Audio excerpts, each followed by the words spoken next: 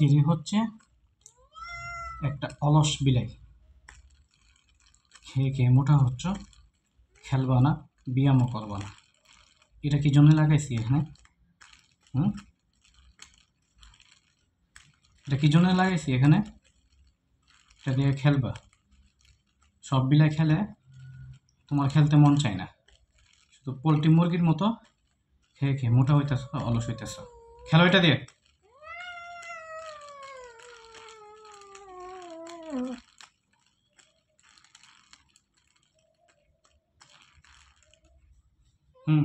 ধরো।